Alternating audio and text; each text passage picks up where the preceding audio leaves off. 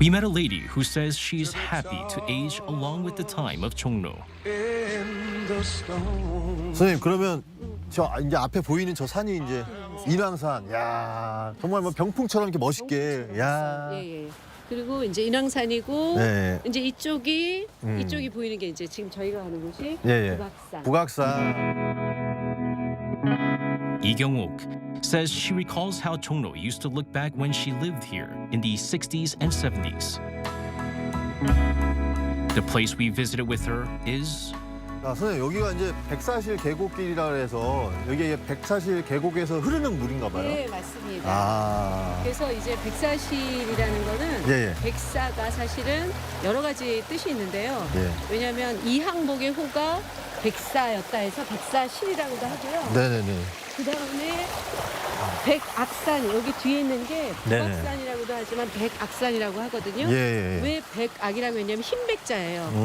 그런데 왜냐면 바위산이에요 이렇게. 네. 그래서 바위산이기 때문에 흰색처럼 보여서 산인데도 네. 그래서 백악에서 백사.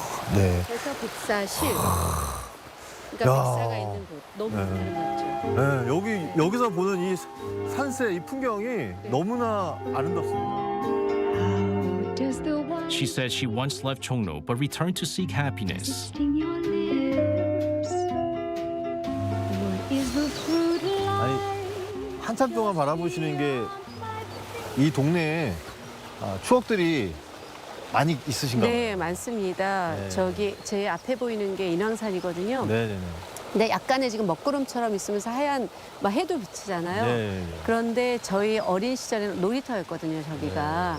근데 저렇게 구름이 끼면 비가 오는 걸 기대했어요. 왜냐하면 인왕산 아래에 우물이 있었어요. 그러면 우물도 있었고 이렇게 계곡이 있었어요. 백사실 계곡처럼 계곡이 있었고 바위가 있었거든요. 그러면 비가 오면 계곡물도 막 흐르고 그다음에 우물에 막 물이 차는 거예요. 예. 그러면 그 우물에 물이 차는 거를 비를 맞으면서 기다리면서 계곡물 불어왔을 때 거기서 이제 몇 감듯이 이제 놀고 그래서 여기에 오면 백사시 계곡에 오면 인왕산을 닮은 계곡과 그다음에 제가 이렇게 바라보는 거 원래 모든 것이 제가 보니까 가까이서 볼 때보다 멀리서 두고 바라보는 것이 훨씬 더 나한테 마음에 찡한 게 있는 것 같아요. 이렇게 바라보다 보니까 그때 인왕산 가까이에 있을 때는 그 맛을 몰랐다가 네. 지금 바라보니까 어린 시절의 아름다운 기억들 시간들 이런 것들이 이제 많이 떠오르네요. She pulls out a picture she had been valuing to herself. 이게 이제 인왕산 야. 여기랑 닮지 않았나요? 오. 너무 똑같죠? 그쵸? 너무 똑같죠? 이게 68년. 네. 여기 뒤에 적혀 있죠? 네. 68년 8월 22일 예. 100일 기념인데 저희 동생. 아. 예, 동생 100일 기념해서 인왕산인데 여기랑 너무 닮았어요. 동생이고 언니, 네, 누나, 언니고 누나고. 어머니. 예, 할머니였어요. 아, 할머니. 저희 할머님. We reach out for things of our own whenever we are feeling down. To Miss Lee, it's this place and scenery that reminds her of childhood warmth and the happy and nostalgic memories to remember. Maybe that is why the little girl is still deeply in love with Chongno.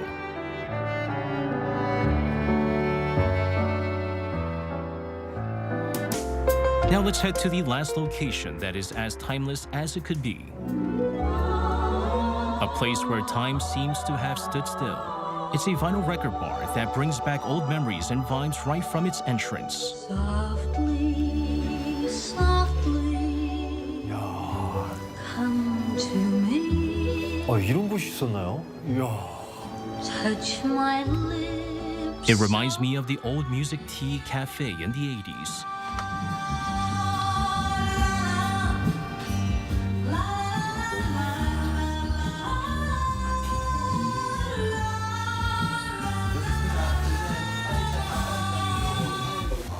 저기 계신 분이 여기 엘피바 사장님 같은데. 실례하겠습니다, 사장님. 네, 안녕하세요. 여기 사장님 맞으시죠? 네, 그렇습니다. 예, 안녕하세요. 여기 엘피바 저 유명하다고 들었는데 제가 오자마자 꼭 듣고 싶은 노래가 있었거든요. 어떤 노래예요? 이거 신청곡 됩니까? 네, 당연히 그거 제일 강점이죠. 그래요? 그러면 제가 한번 신청곡을 저희 그 장모님도 팬이셨던 예. 우리 이문세 선배님의 소녀. 소녀. 예. 네. 바로 틀어드리겠습니다. 네네네. I even made song requests on a handwritten note. 아, 나옵니다. Let's take a moment to enjoy the music.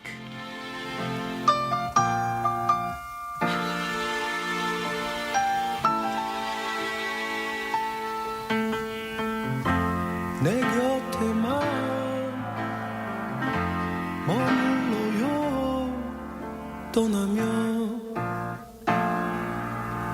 안 돼요. The place has over 5,000 vinyl records that the shop owner has been collecting since a kid. 이게 그러니까 LP만의 이 감성이 있어요. 감성. 이게 혹시 이게 판 약간 이렇게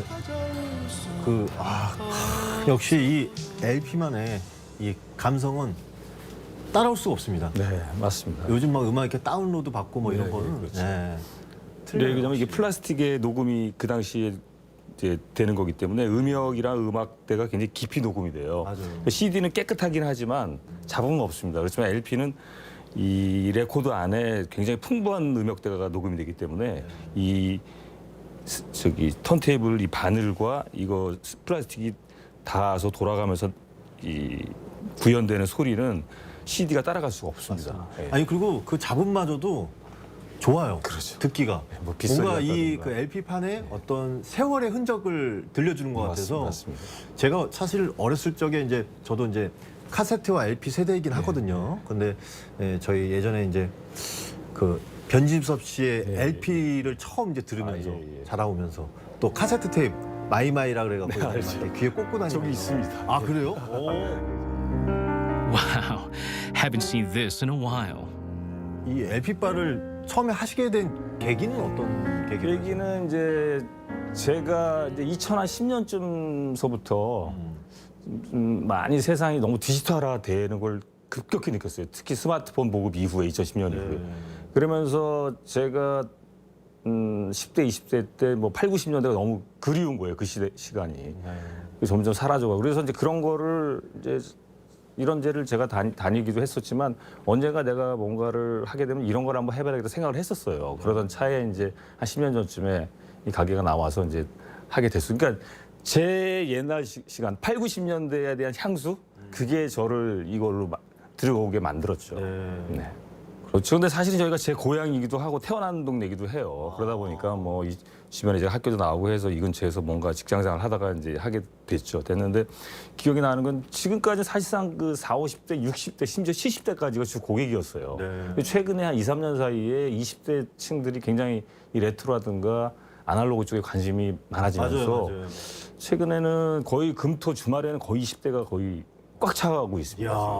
평일도 뭐 한 3분의 1에서 반 정도. 네. 예전의 음악들의 가사를 이제 보면 유심히 보면 되게 문학적인 내용도 되게 많았었고 시적인 표현도 되게 바로 많았었고 그겁니다. 예, 예. 그래서 가슴에 꽂히는 네, 그거. 그런 가사들이 참 많았던 것 같아요. 맞아. 그것 때문에 지금 20대들이 20, 30대들이 굉장히 뭐 특히 뭐 산울림이라든가 뭐 이문세 씨 이런 노래들을 뭐 대부분이 그런데 정말 시에 가깝다고 봐야겠죠. The owner says he opened the shop in his hometown because he missed the old days and memories. He wishes that people in the neighborhood and friends stop by to hang out and share friendships while listening to old music.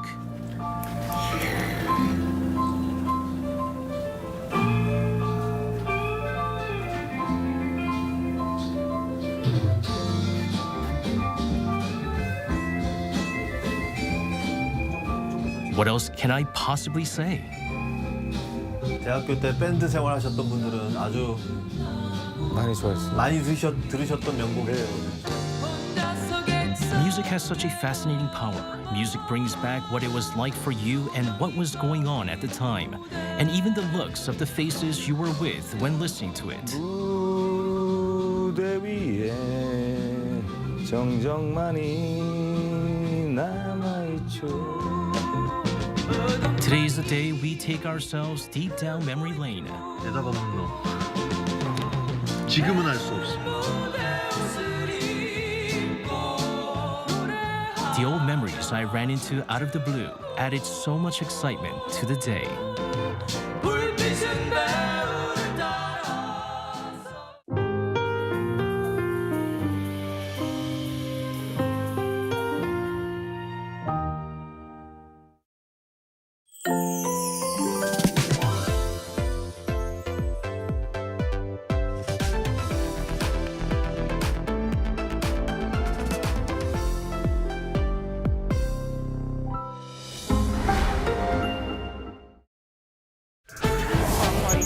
first debate over the weekend, Hill. The economy is expected to expand 2.5% this year. In Korea's ties with its global partners on the sidelines of the status UN summit. A massive drone attack on Ukraine overnight on Monday and Tuesday.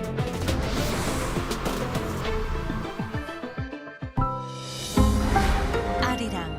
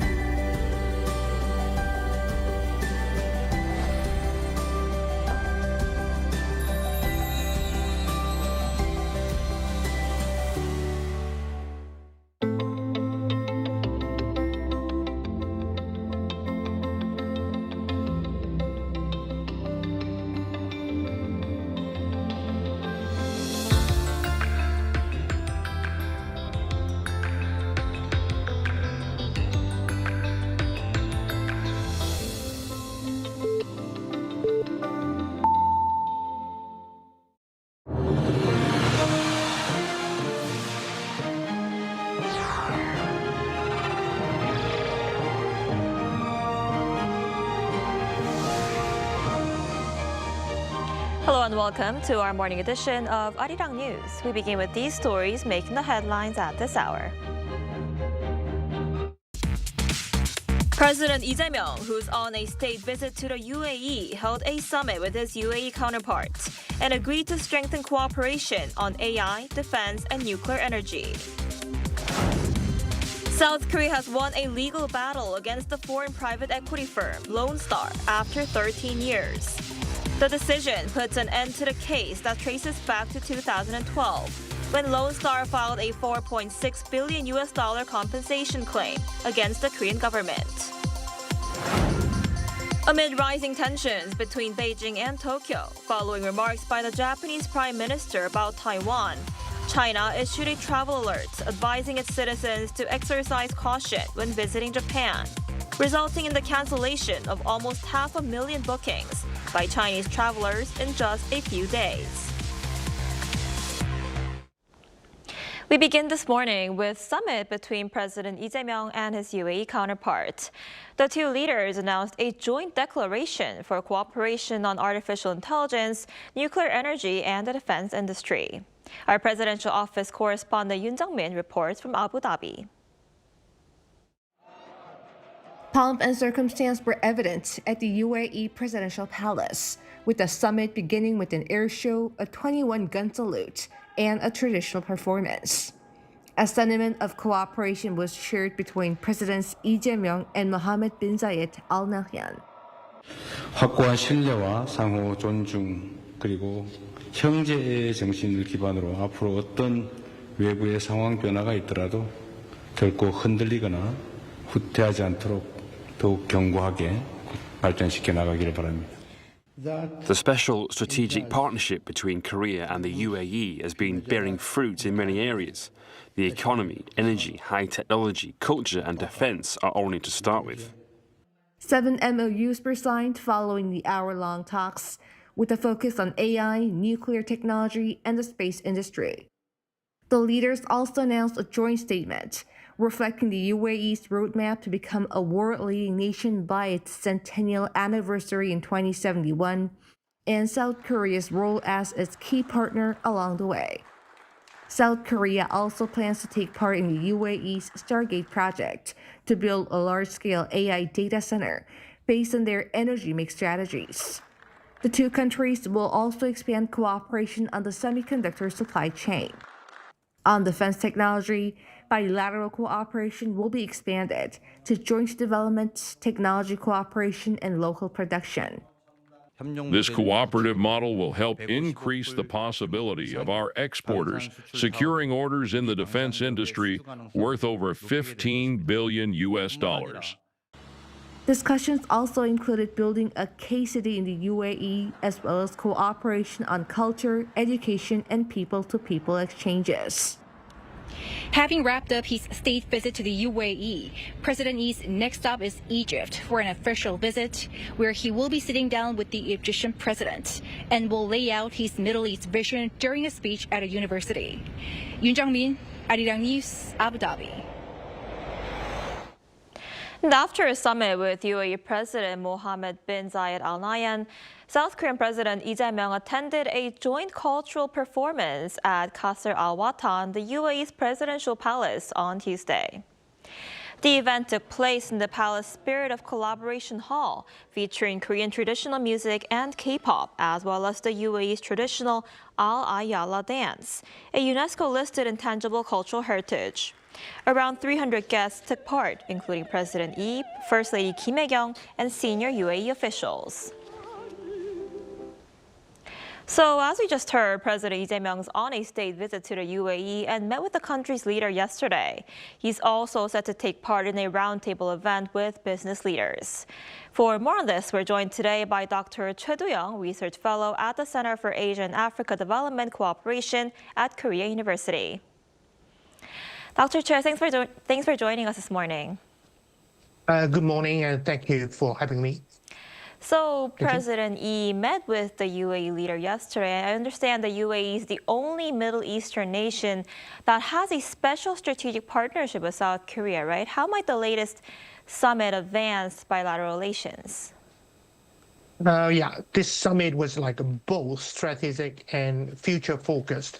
And it shows that a partnership between South Korea and UAE is like moving beyond traditional area like oil and defense and into like new sectors such as artificial intelligence, digital infrastructure, or clean energy and advanced manufacturing.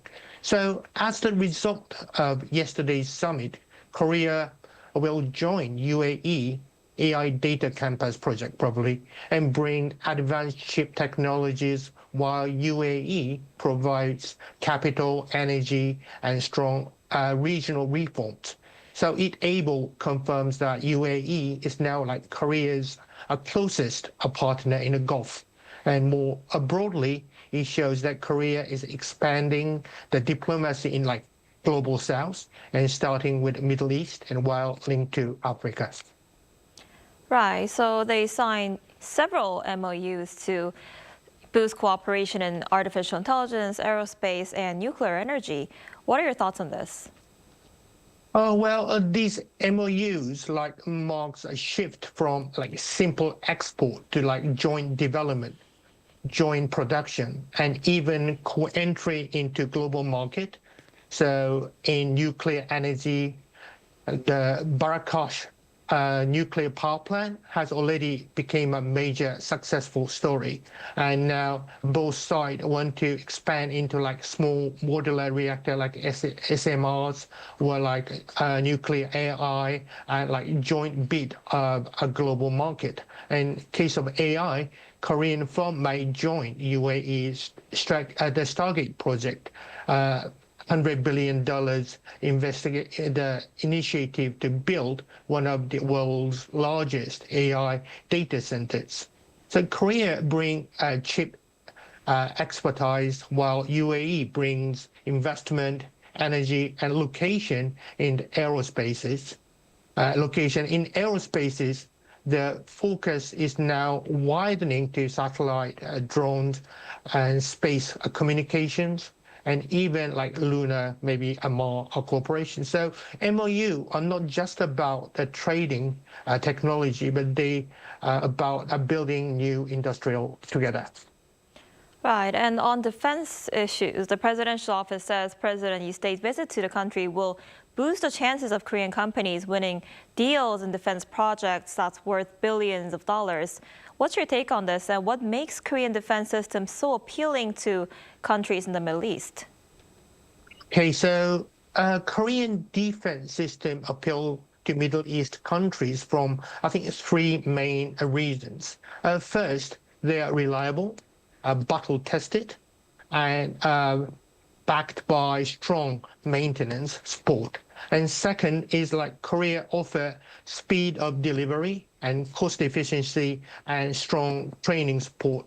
And third is very importantly, Korea is willing to go beyond export to join development like and local production and even co-export to like third countries.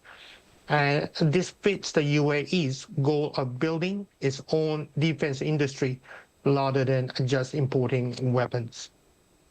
I see. And President Lee will also be attending a roundtable event with business leaders. That includes Samsung's chairman Lee Jae-yong and Hanwha's vice chairman, right? What can we expect to be discussed there? This roundtable will be like practical, like business focused and like investment driven.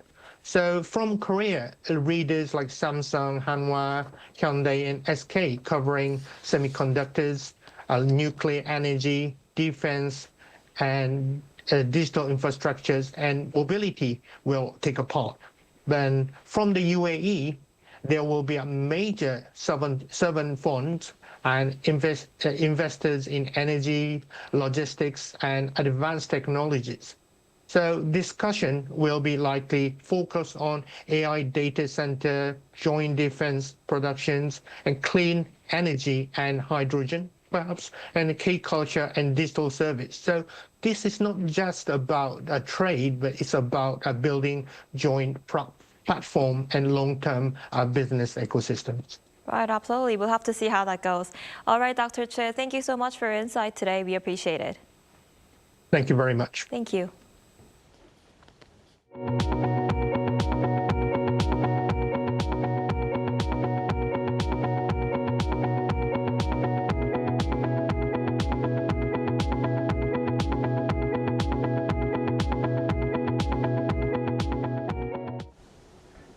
More than a decade since foreign private equity fund Lone Star first filed a lawsuit against the South Korean government, the International Center for Settlement of Investment Disputes has announced a final ruling in favor of Seoul. Our An Sung-jin has the details. The South Korean government has won a dispute against the foreign private equity fund Lone Star. The dispute had been going on for more than a decade. According to the International Center for Settlement of Investment Disputes in Washington, D.C. on Tuesday, its committee ruled in favor of the South Korean government by deciding to cancel a ruling from 3 years ago, which had originally ordered the government to pay roughly $210 million to Lone Star. This is a major achievement that protected national finances and taxpayer money, as it recognizes South Korea's sovereignty over financial supervision. This is the result of proactive litigation and responses from relevant government ministries, led by the Justice Ministry. The lawsuit goes back more than 13 years when private equity fund Lone Star filed a $4.6 billion compensation claim against the Korean government in 2012. Lone Star had purchased Korea Exchange Bank in 2003 for 1.3 trillion Korean won and sold it 9 years later, making a profit of more than 4 trillion won. Despite the profit, the fund filed an international lawsuit claiming that the government interference prevented it from selling at a higher price. In 2022, the International Center for Settlement of Investment Disputes ruled that South Korea pay compensation of 4.6%, what Lone Star had sought, to which both sides requested an annulment. The presidential office on Tuesday welcomed the victory in the lawsuit and added that the ruling corrects the error in the previous arbitration ruling, which held the government liable for compensation. The government also announced that the committee ordered Lone Star to reimburse 7.3 billion won, roughly $5 million, in legal costs incurred during the annulment process within 30 days. With this, the nearly 20-year saga with Lone Star has come to an end. An Sung-jin, Arirang News.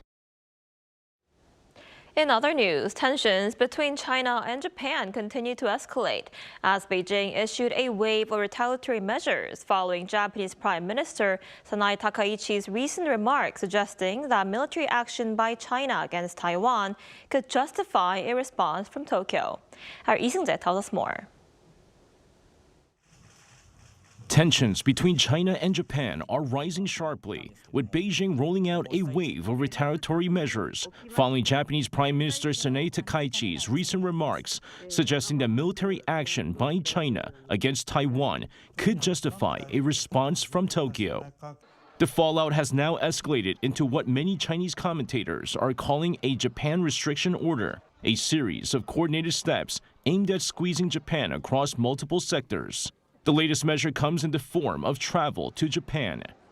China's foreign ministry issued a travel alert advising its citizens to exercise caution when visiting Japan. Major airlines, including Air China, China Eastern Airlines, and China Southern Airlines, immediately began offering free cancellations for Japan-bound flights. Within just a few days, some 491,000 tickets to Japan were canceled by Chinese travelers. China's Ministry of Education also warned that public safety conditions in Japan had deteriorated and that crimes targeting Chinese nationals were on the rise, urging students to reconsider plans to study there. Reports also emerged that the release of upcoming Japanese films in China would be suspended. Titles affected include popular animated franchises like Crayon Shin-chan and Cells at Work. Analysts say the pattern is clear. China is strategically selecting areas where its large domestic market gives it leverage and where Japan's economic ties to China are most sensitive. With state media warning that further countermeasures and even suspension of bilateral exchanges remain on the table, concerns are mounting that this standoff could harden into a prolonged diplomatic confrontation. Lee Seung-jae, Arirang News. Now, on the economic front, the global asset markets are hitting a wall as stocks, gold, and Bitcoin have all been showing weak performances over the past few weeks. Meanwhile, South Korea's benchmark Kospi also saw an over 3% drop on Tuesday to close below 4,000 points. Park Jun-an has the details.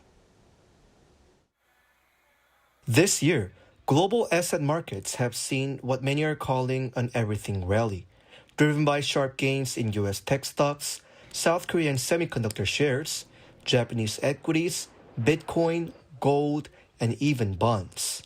The value of all asset types had kept climbing together on expectations of AI-driven growth and steady rate cuts by the U.S. Federal Reserve. However, over the past few weeks, that momentum has been cooling down. Throughout Monday and Tuesday, nearly every major risk asset fell at the same time on global markets. The Kospi plunged by over 3% on Tuesday to close below the 4,000 mark. Japan's Nikkei 225 lost more than 2%, and the United States Nasdaq also dipped, alongside Bitcoin falling under $90,000 for the first time in 7 months. Even gold, which is considered the traditional safe haven, saw something of a decline. The main driver of the market's sell-off was a dip in U.S. tech stocks. Some mega hedge funds are betting against these tech stocks, and some investors are questioning whether the astronomical capital spending on AI infrastructure will ever bring matching profits. In South Korea, the country's two chip giants, Samsung Electronics and SK Hynix, which account for over 30% of the Kospi index, saw sharp declines. Foreigners and institutions have aggressively sold, while retail investors stepped in to buy. While just a month ago, the chances of the U.S. Central Bank lowering its key interest rate in December were over 93%. However, as of Tuesday per CME Group's FedWatch, the chances are now 48.4%, which means the bank might actually maintain its key interest rate at 3.75% to 4%. The Fed is taking a cautious stance on lowering the rate, citing inflationary pressures. If borrowing costs stay high because the Fed doesn't cut rates, investors may worry about corporate performance, which could eventually lead them to sell stocks. With a sentiment of uncertainty building across global markets, whether the everything rally can regain momentum remains a question for global investors. Park Jun-han, Arirang News. Shifting gears to sports, the South Korean men's national football team closed out the year with a narrow 1-0 win over Ghana on Tuesday in their final match of 2025. At the friendly, played in front of more than 33,000 fans at the Seoul World Cup Stadium, defender Lee Tae-seok delivered the only goal of the night with a header in the 63rd minute. Despite the victory, South Korea's performance was considered lackluster against 73rd ranked Ghana. The national team finishes the year with 8 wins, 3 draws, and 2 losses.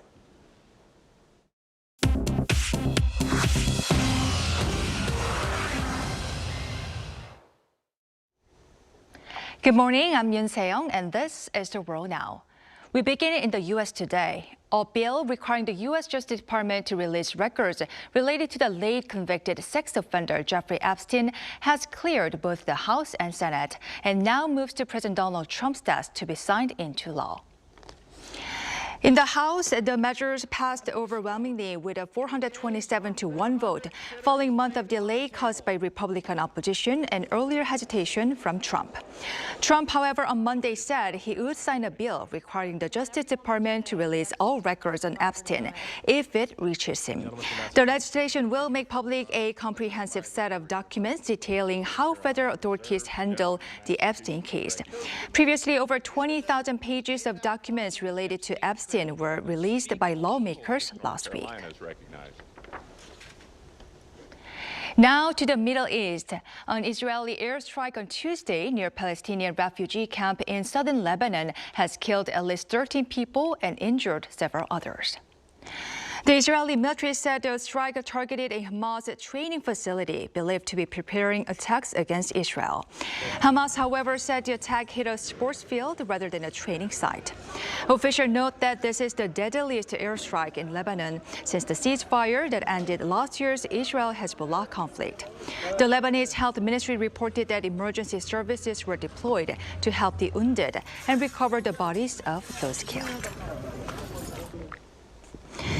In Chile, at least 5 tourists have died in a snowstorm in the Torres Paine National Park. 4 others who were missing have been found alive. Authorities are working to recover the bodies of those who died. Chilean President Gabriel Boric expressed condolences and confirmed that police and army teams have been deployed to assist with rescue and recovery efforts, which have been made difficult by heavy snowfall and winds reaching 190 kilometers per hour. Officials said the tourists were hiking without a guide and became lost in a remote area of the park, requiring a 4 to 5 hour trek from the nearest accessible point. Parts of the national park remain closed due to the severe weather. U.S. film star Tom Cruise has received his first Oscar, an honorary statuette, at Hollywood's annual Governors Awards. The 63-year-old actor, known for Top Gun and Mission Impossible, was celebrated alongside Dolly Parton, Debbie Allen, and Wynn Thomas. Cruise paid tribute to filmmakers and collaborators across his 45-year career, highlighting the power of cinema to connect audiences and inspire imagination. The Academy cited Cruise's dedication to filmmaking, theatrical experiences, and performing his own stunts as reasons for the honor, recognizing his enduring influence on the film industry.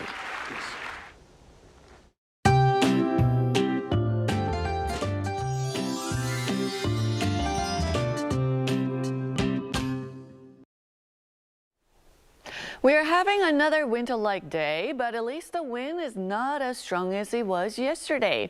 And the good news, starting tomorrow morning, temperatures will bounce back above freezing and will return to something much closer to normal late autumn-like weather conditions.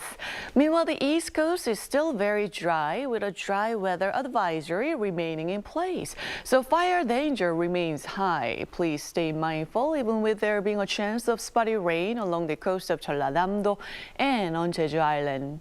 After the highs will be a couple of degrees higher than yesterday, getting up to 8 degrees here in Seoul, Daegu at 11 degrees Celsius.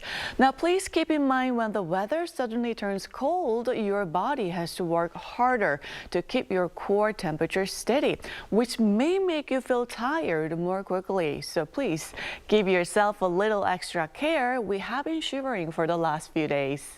After the cold eases tomorrow, promising weather is on tap under mostly sunny skies through the weekend.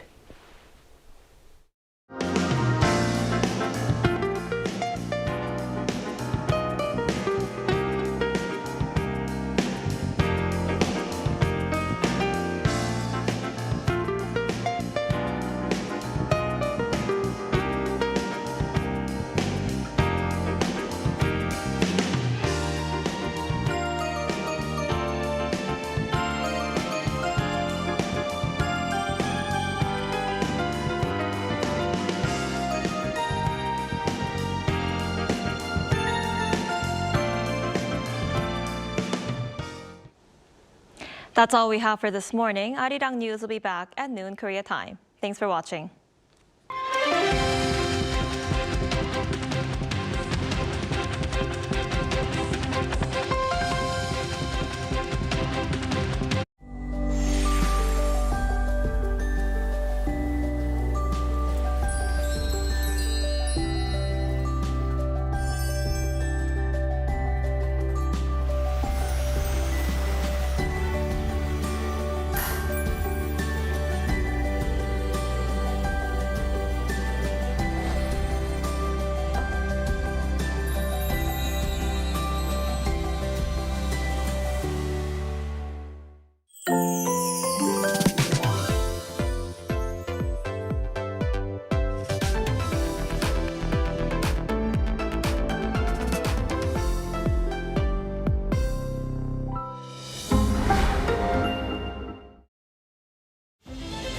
Korea, a globally recognized sports powerhouse. Behind the dazzling achievements, there's always an invisible force at work. With sophisticated materials, cutting-edge equipment, and innovative technological solutions, SMEs in the K-sports industry play a vital role in bolstering Korea's status as a sports powerhouse. By integrating AI technology, they unlock athletes' potential and enhance performance, elevating the sports environment to the next level and opening new markets in the sports industry. Their innovative technology and bold challenges drive the growth of Korea's sports industry, creating a better world through sports. The innovation of these SMEs never stops. A systematic partnership support program is implemented to discover promising sports SMEs, provide technical validation and R&D support to enhance competitiveness, and strengthen the foundation for overseas expansion. At Tokyo Sportech 2025, the technological prowess of Korean companies was recognized. The Ministry of Culture, Sports and Tourism, and the Korea Sports Promotion Foundation supported K-sports companies with product promotion and business consultations with global buyers, demonstrating product quality and market potential, and confirming the possibility of expanding into the global market. 저희는 ICT 강국으로서 바이어나 사용자들한테 신기술을 접목한 생활 스포츠 기회를 실질적으로 확대할 수 있는 그 기회를 제공하는데 많은 도움이 될 수 있으리라고 확신을 합니다. 이제 스포츠도 K죠. K 스포츠는 이겁니다. The joy for all, created by the power of K-sports. Experience the future of the new sports industry through the innovation and technology of the Korean sports industry.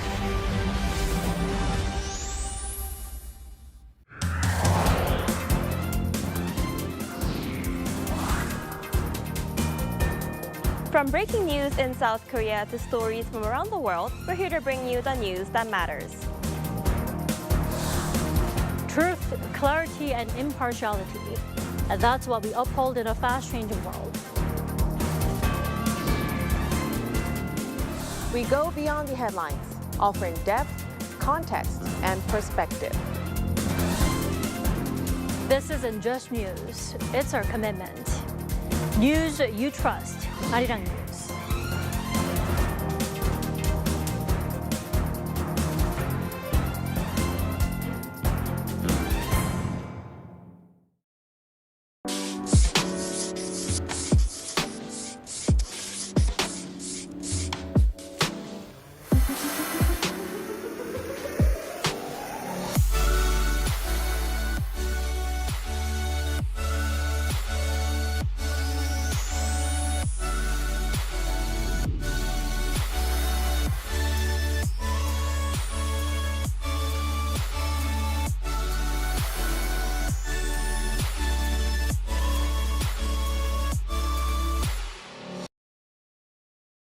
Optimal industrial infrastructure, convenient transportation infrastructure, key secondary battery cluster, future industries, a center for marine tourism, livable residential environment, an investment hub for a better future, Gwangyang Bay Area Free Economic Zone.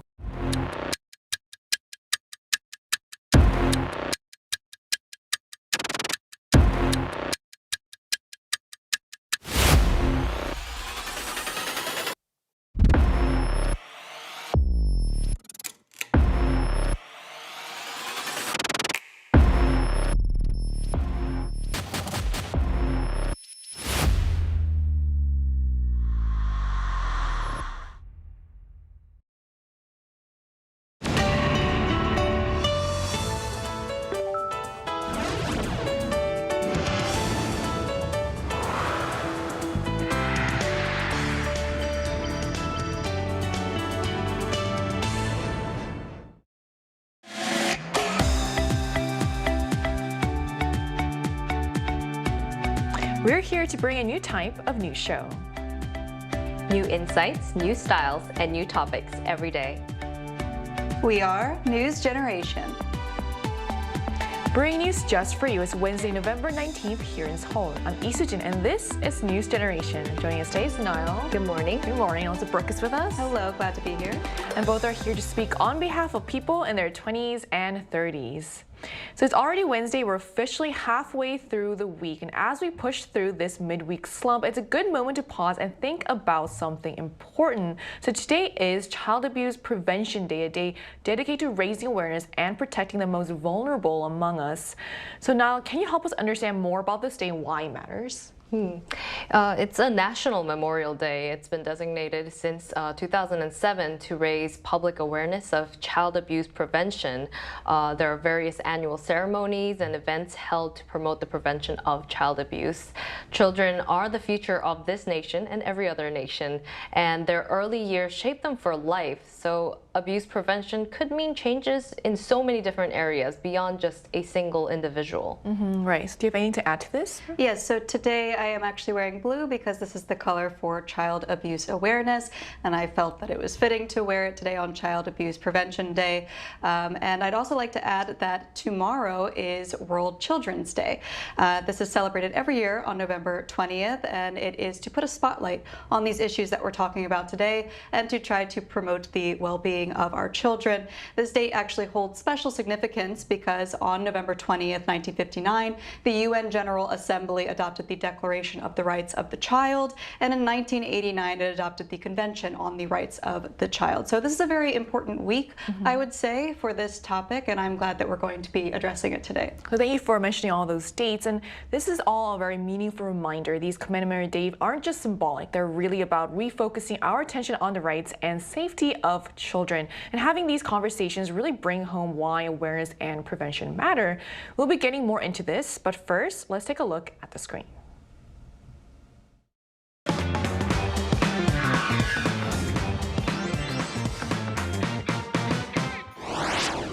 Some issues deserve to be brought to the forefront again and again simply because the consequences are so serious. And one of those issues is child abuse. That's why days like Child Abuse Prevention Day exist, to remind us that protecting children isn't a one-day effort but an ongoing responsibility.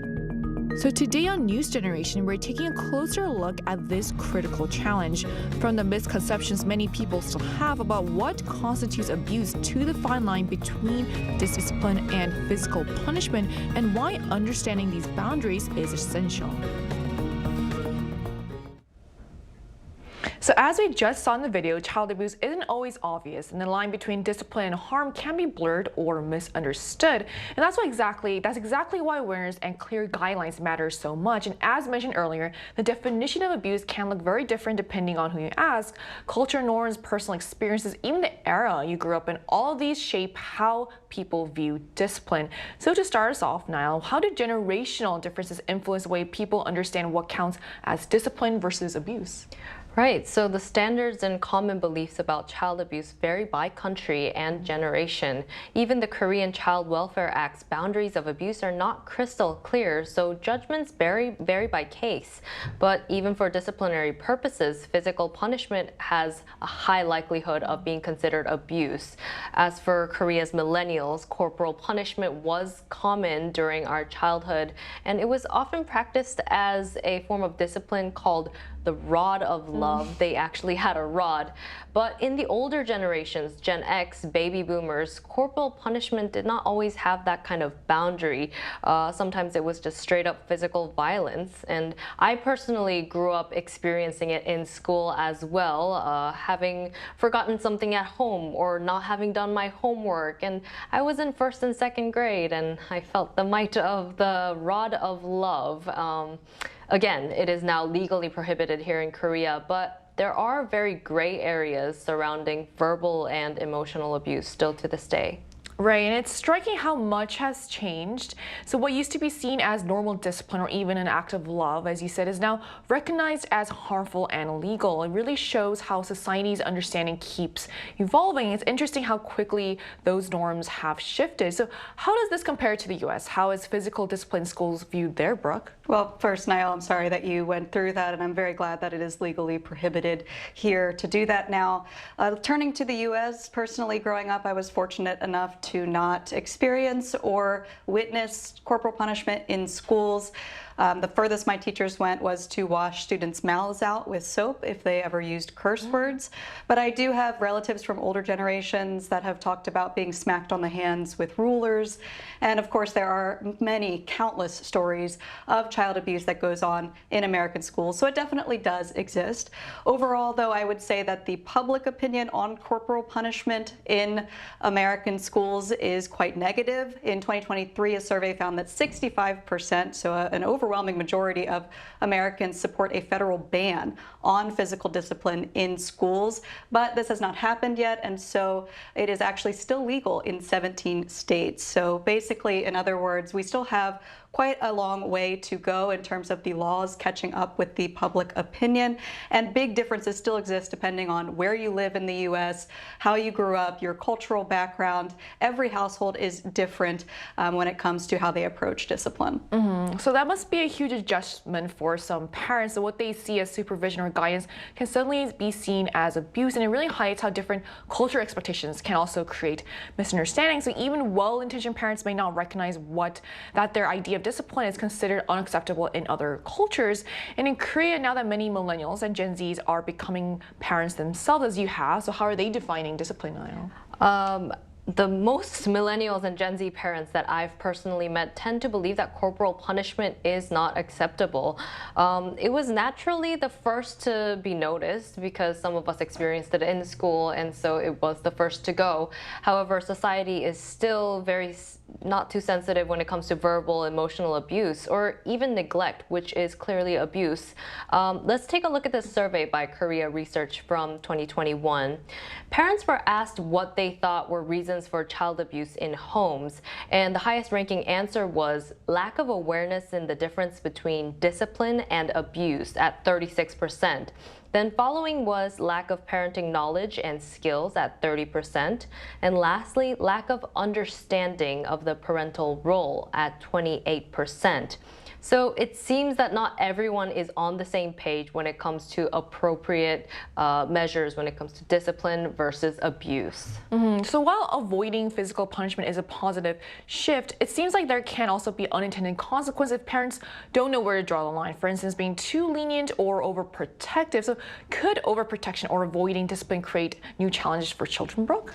Right. Well, I think my position will be pretty clear throughout this show. I believe that physical discipline has no place in the household or in schools. I think there's always a better way to approach the problem. But that's not to say that there should be no discipline at all, because we are preparing these young humans to go into society. We are trying to give them the tools to do so. And so I do think there needs to be rules and boundaries. But these days there has been a lot of controversy around, for example, teachers' authority.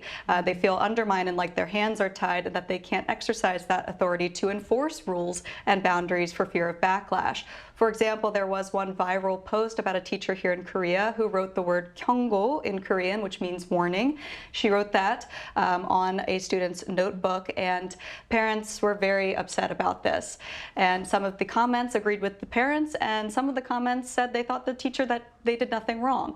So this is a debate not just in Korea, but all over the world. I think I'm not a parent myself. It's a very difficult and sensitive topic to try and tell people how to discipline their children.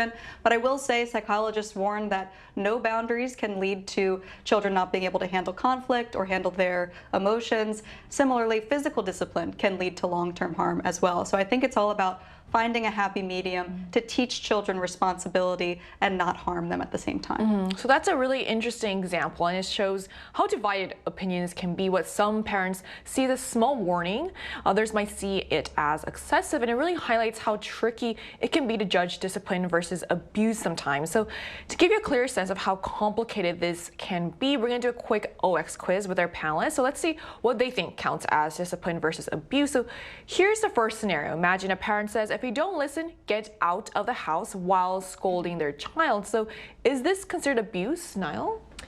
I'm going to go with a careful X on this because I've personally heard this one before. A phrase many of us growing up here in Korea or abroad have heard. It's very hurtful to hear for sure, but I don't know if I would personally report someone for child abuse for saying that specific one phrase. Do I think it's an inappropriate expression of anger from the parent? Yeah, it's very inappropriate.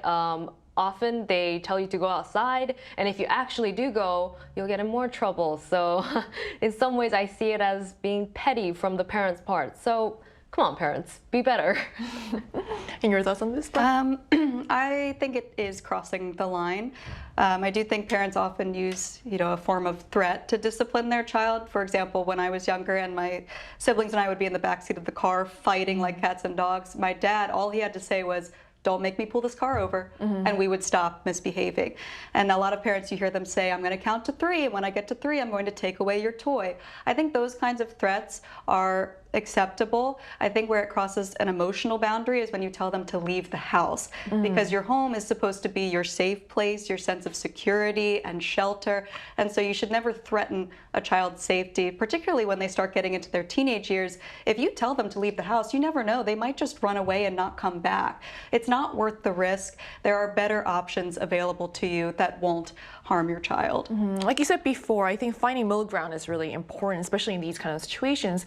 So to give you one more situation, a child is throwing a tantrum, so the parent sits them on top of the dresser and tells them to reflect on their behavior and then leaves the room. So is this discipline or abuse, Niall?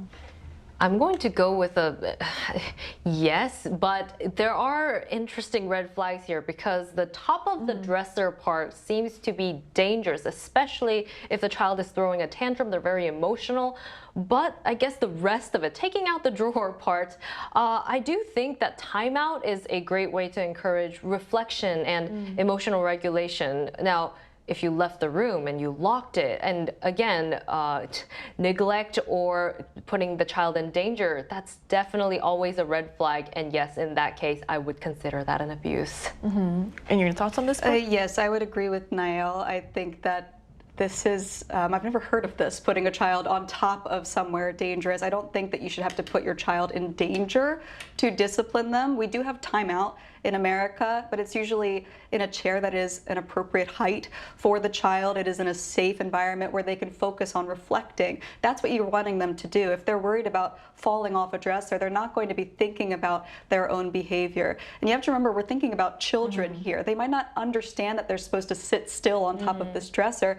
And I think you probably would be liable if they fell and injured themselves. I'm sure we will talk about this more with our legal expert later, but yeah, I think this is unacceptable to put your child in danger in order to discipline them. Right. I think helping your child realize on their own what they did was wrong is really important. But at the same time, if they're in a situation where they don't feel safe, that's definitely wrong. So at the start of the show, you might have thought, how can anyone be confused about what counts as discipline versus abuse? But as we've seen, it's actually a lot more complicated than it seems. And that's why we're going to turn to a legal expert who will break down these two cases from a legal standpoint. And that conversation is coming right after the break, so don't go anywhere.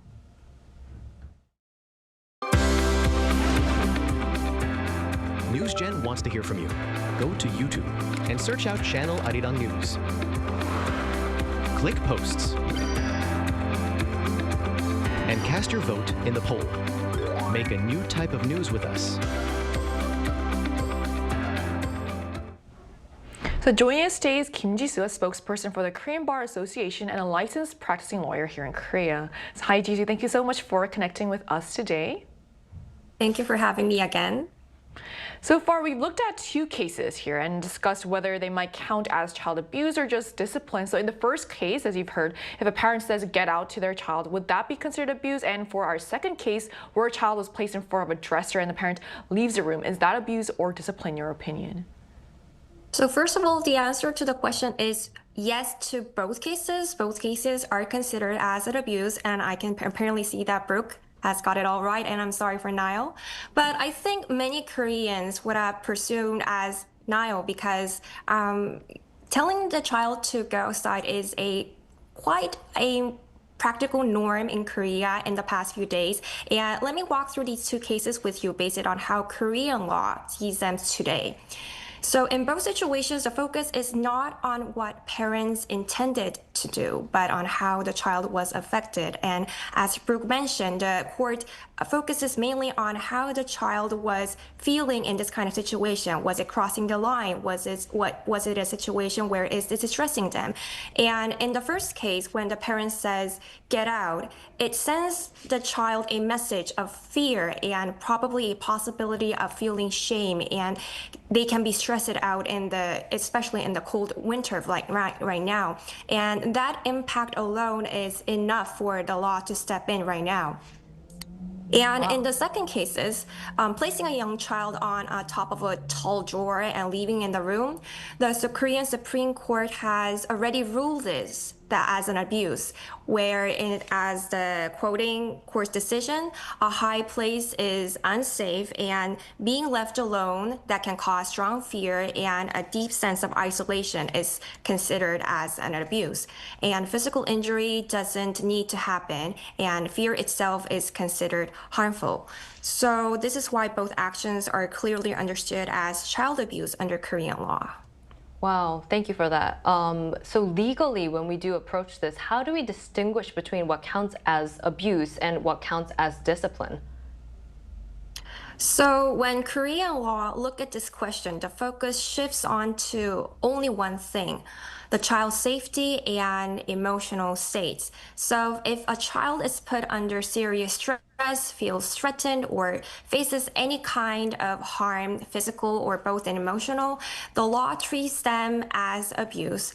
And discipline is a bit different. And I think Brooke have definitely illustrated this very well. It has to be steady, measured, and centered on teaching, not fear. And it can set limits, for example, grounding a child for one's behavior, but it definitely cannot create panic, humiliation, or any kind of risk that can harm child in both emotional and physical ways. So from a legal standpoint, the line becomes quite clear for right now. Actions that cause real fear or harm fall into abuse, while actions that guide a child without causing distress falls under the law of discipline. Well, it is definitely very comforting to hear about these legal protections for our children. My last question for you would be, what steps are needed to strengthen child abuse prevention? So I think this topic was addressed in the beginning of the show. So one of the biggest challenges Korea faces today is that many cases being labeled as abuse were never meant to be as abuse by the parents, especially by the poll that you given in the beginning. So the legal and social standards have changed faster than many families expected it to be. And the practices that once felt normal are now seen as harmful. So I think a key step is helping parents understand what today's standards look like in real life, what is safe, what crosses a line, and why certain actions can affect a child more deeply than we used to believe. So when parents have these kind of clear, simple guidance and real support, I think many of these borderline cases can be addressed before they ever reach the level of legal intervention. All right, we really appreciate you sharing your legal expertise with us today. Thank you. Thank you. Thank you. So we just spoke with a legal expert about where the legal boundaries are and also about the kinds of support systems and policy changes that could strengthen child abuse prevention. And to get a sense of how the public views this issue, we also asked our viewers on the Arirang News YouTube channel, what do you think is most needed to prevent child abuse? So here's what the results showed. The responses showed that a majority of viewers, 55%, believe parental education and better parenting support are the most crucial factors. About 29% said stronger protection measures for victims are needed, while 16% emphasize the importance of improving the reporting system.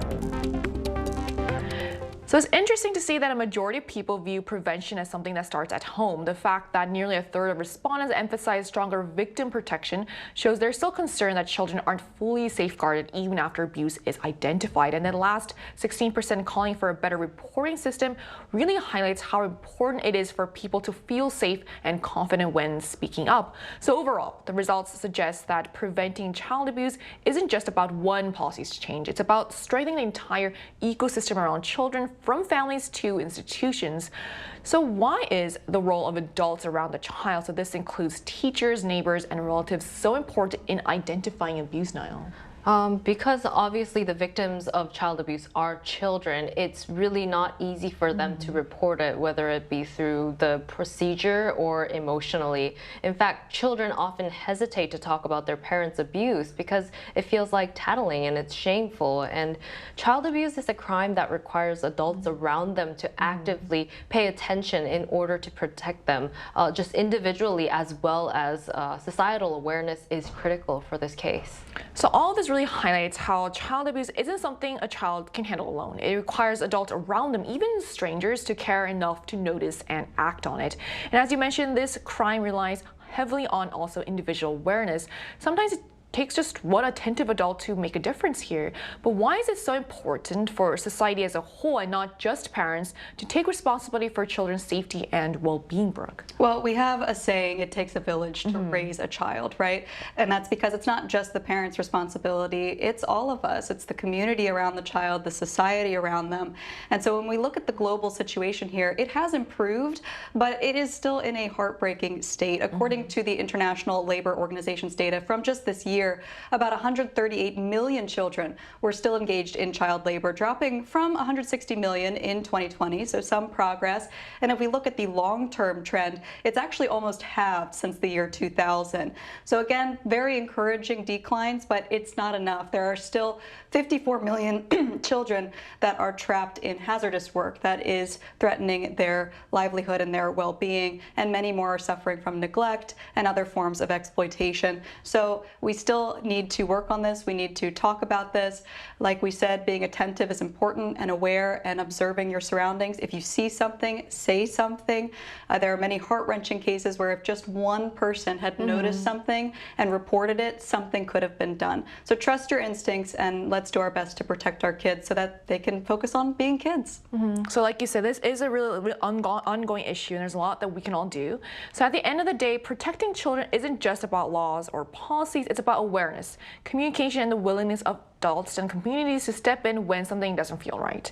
And conversations like this are the first step. The more we talk openly about what discipline is and what is not, the more empowered we become to protect children. If we can better understand the line between discipline and harm, we can better protect the kids who often can't speak up for themselves, and that awareness starts with all of us. So that brings us to the end of today's episode of News Generation. But News Gen will be back tomorrow at 10:30 a.m. Korea time with more stories and discussions. A big thanks to Niall. Yeah, no problem. And also Brooke. Of course, very informative show. And to our viewers, thank you so much for tuning in, and we hope you have the best day. We are News Generation.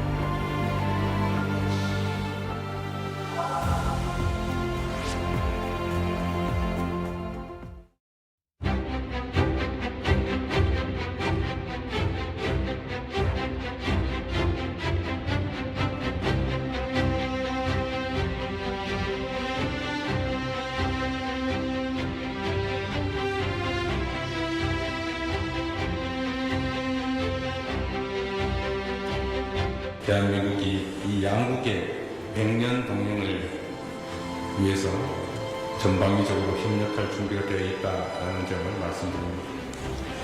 국방, 방산, 인공지능